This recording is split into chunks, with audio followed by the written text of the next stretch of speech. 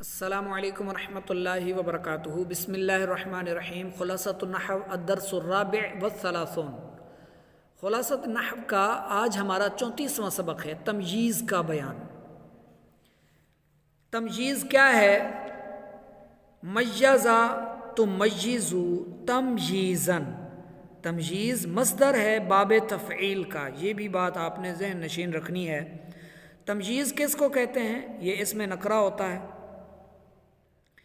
اور جو اسم نکرہ کسی چیز سے ابہام یعنی پوشیدگی کو دور کر دے اسے تمییز یا ممیز کہتے ہیں، اور تمییز جس چیز سے ابہام کو دور کر دے اسے ممیز کہتے ہیں۔ تھوڑا سا فرق ہے، یہ تمییز جو ہے اس کو ممیز، اور جس چیز سے ابہام کو دور کر دے اسے ممیز کہتے ہیں۔ جیسے 20 قلمن، 20 قلم، تو قلمن کیا ہے؟ تمییز۔ 20 کیا ہے؟ ممیز۔ تمییز کی اقسام، تمییز کی 2 قسمیں ہیں۔ نمبر 1 تمییز عن الذات، ذات سے تمییز۔ تمییز عن النسبتی، نسبت سے تمییز۔ تمییز عن الذات وہ تمییز جو کسی مبہم ذات سے ابہام کو دور کر دے۔ یہ مبہم ذات عموماً مقدار یعنی عدد، گنتی، وزن، 1 کلو، 2 کلو، 3 کلو، کیل ماپنے کا ایک پیمانہ ہوتا ہے، جیسے ایک برتن میں کوئی چیز بھر کر ماپی جاتی ہے، یا ناپ، جیسے ناپنا ہوتا ہے انچی ٹیپ سے یا گز سے کپڑے کو ناپا جاتا ہے، 1 گز 2 گز۔ لزید 20 درہمن، زید کے لیے 20 ہیں، کیا ہیں؟ درہمن، درہم۔ عندی رطل زیتن، میرے پاس ایک رطل ہے، کیا ہے جی آپ کے پاس ایک رطل؟ زیتن، زیتون کا تیل۔ ھذا صاع برن، یہ 1 صاع ہے، کیا ہے 1 صاع؟ برن، گندم ہے۔ عند خالد شبرن، خالد کے پاس ایک بالشت ہے، کیا ہے ایک بالشت؟ اردن، زمین۔ اور کبھی یہ مبہم ذات مقدار کے علاوہ بھی ہوتی ہے، جیسے خاتم ذہبن، 1 انگوٹھی سونے کی۔ تو تمییز کیا ہے؟ آپ نے سمجھ لیا ہوگا کہ جب ہم کوئی بات چیت کرتے ہیں تو کوئی چیز پوشیدہ ہوتی ہے، کسی بات میں ابہام ہوتا ہے۔ جیسے مثال کے طور پر کہیں کہ وہ آیا، تو اب ہم وضاحت پوچھیں گے کہ وہ کون آیا، ظاہر اس میں ابہام رہے گا کہ وہ کون آیا۔ تو یا پھر اگر کوئی کہے میرے پاس 20 ہیں، عندی 20، میرے پاس 20 ہیں، تو کیا ہے آپ کے پاس؟ 20 گھوڑے ہیں، 20 اونٹ ہیں، 20 گاڑیاں ہیں، 20 قلم ہیں۔ اور جب وہ کہے عندی 20 قلمن، کہ میرے پاس 20 قلم ہیں، تو اب ہمیں پتہ چل گیا کہ یہ ابہام دور ہو گیا۔ تو ابہام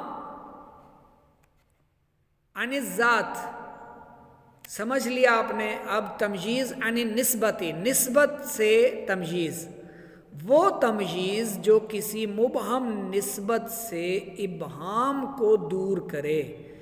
یہ مبہم نسبت یا تو جملہ فعلیہ میں ہوتی ہے، جیسے حسن زید خلقا، یہ پورا جملہ فعلیہ ہے، حسن فعل ہے، ٹھیک ہے۔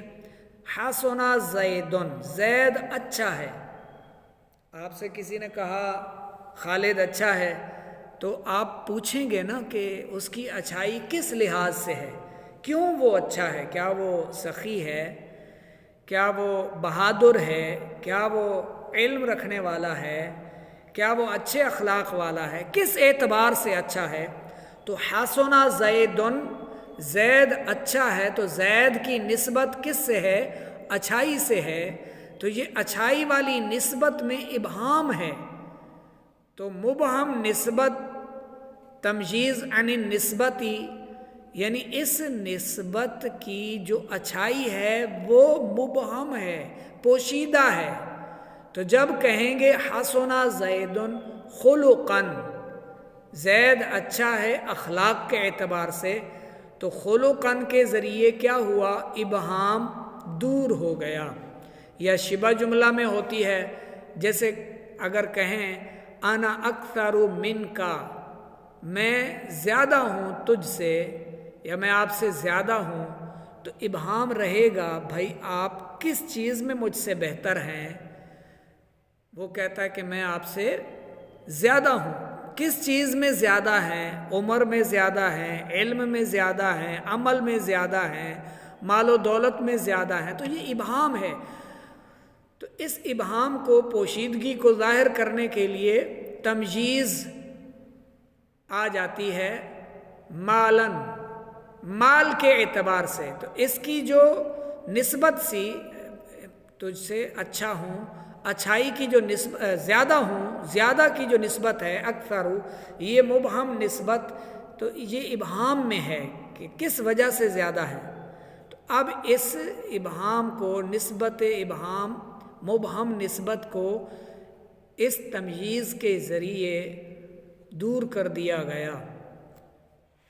یا اضافت میں بھی ہوتی ہے، جیسے اعجبنی، مجھے تعجب ہوا، شرافت زید، زید کی شرافت میں مجھے تعجب ہوا۔ تو اب اس کی شرافت میں جو آپ تعجب کر رہے ہیں، جو آپ کو تعجب ہو رہا ہے اس کی ذات میں، تو اس کی نسبت کس طرف ہے؟ یعنی اس کا شریف ہونا، اس کے شریف ہونے کی جو نسبت ہے وہ ابہام میں ہے۔ کس لحاظ سے آپ نے ان کی شرافت میں تعجب کیا؟ تو زید نفسن، میں زید کی شرافت سے تعجب میں تھا، تو شرافت کہاں ہے؟ نفسن، زید کی ذات میں، ذات سے ابہام دور ہو گیا۔ قواعد و فوائد، تمجیز ہمیشہ نکرہ ہوتی ہے، جیسا اوپر مثالوں میں بھی آپ نے دیکھا۔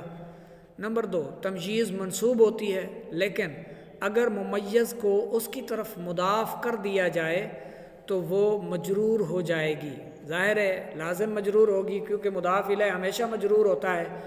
عندی شبر اردن، میرے پاس ایک بالشت ہے زمین، تو شبر اردن، یہ مضاف الیہ، تو اس حالت میں یہ تمجیز کیا ہے؟ مجرور ہو جاتی ہے۔ بعت صاع بر، اب میں نے بیچا ایک صاع، میں نے ایک صاع بیچ دیا، بیچا، کس چیز کا بیچا؟ برن۔ اب برن جو ہے یہ کیا ہے؟ مضاف الیہ، تو مجرور ہو گئی۔ میں نے ایک صاع گندم کا بیچا۔ بعت صاع برن، یہ صاع منصوب کیوں ہے؟ اس لیے کہ یہ بعت کیا ہے؟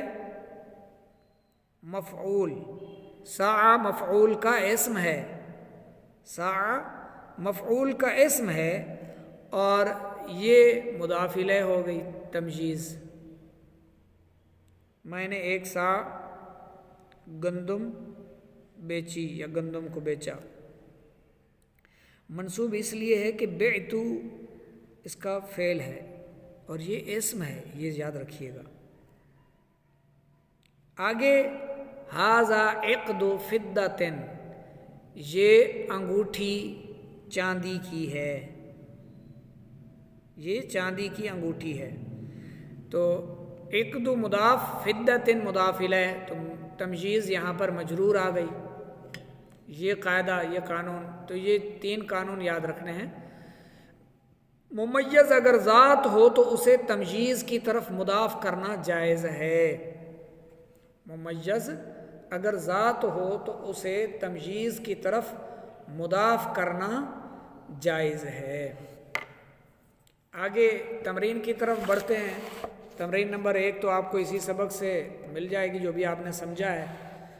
سوال ہیں تمجیز اور ممیز کسے کہتے ہیں؟ دوسری جو ہے غلطی کی نشاندہی کیجیے، یہ میں عرض کر دیتا ہوں، سمجھا دیتا ہوں۔ نمبر 1، جو اسم معرفہ کسی چیز سے ابہام کو دور کر دے اسے تمجیز کہتے ہیں، معرفہ نہیں نکرہ۔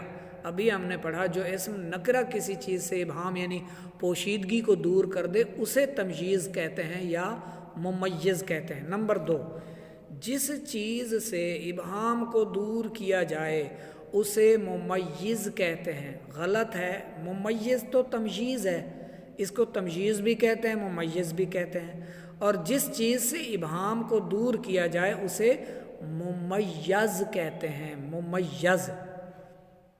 نمبر 3، مبہم ذات عموماً عدد ہوتی ہے، یہ بھی غلط ہے۔ مبہم ذات، پیچھے ہم نے پڑھا ہے کہ مبہم ذات عموماً مقدار یعنی عدد، وزن، کیل اور ناپ وغیرہ میں ہوتی ہے۔